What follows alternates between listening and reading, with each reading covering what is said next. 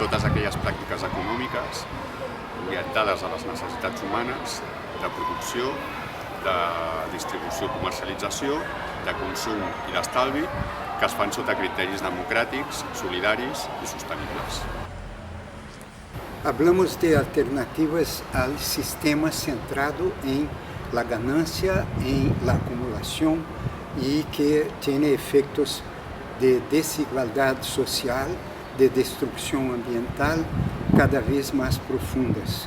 Esto se prueba insostenible y las alternativas afirman que otra economía es posible y más, que ya está aconteciendo.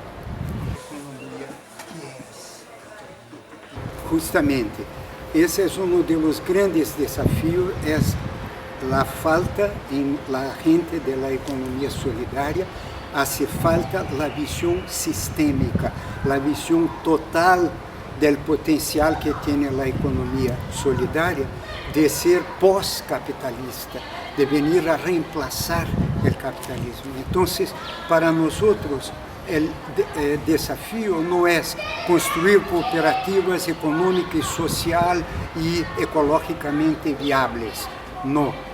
Tampoco hacer comercio justo, construir instituciones de finanzas solidarias o cómo desarrollar el consumo consciente.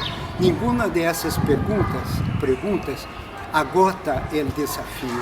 Son todas a la vez y más cómo construir respuestas que van desde una comunidad, una familia, hasta la nación y el planeta Tierra.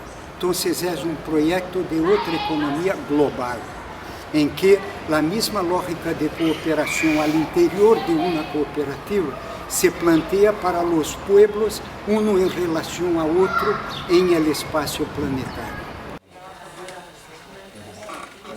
La xarxa d'Economia Solidària, la XES, és una entitat de segon grau formada per moltes entitats d'economia social i solidària, entre les que compten cooperatives, associacions, fundacions, empreses d'inserció, grups informals, grups de consum. En aquests moments, des de fa 2 o 3 anys, des que va començar la crisi, un creixement molt important i de fet estem veient com ens articulem per poder fer front a aquesta crisi de creixement en sentit positiu. No només és important, és que és fonamental que en els àmbits de la universitat i de l'escola es comenci a parlar de l'economia social i solidària perquè vosaltres, els estudiants universitaris, sou el futur. Aleshores, si no comencem a incorporar aquests valors des de ja, doncs les empreses del futur, les institucions del futur, no seran ni sostenibles, ni democràtiques, ni solidàries.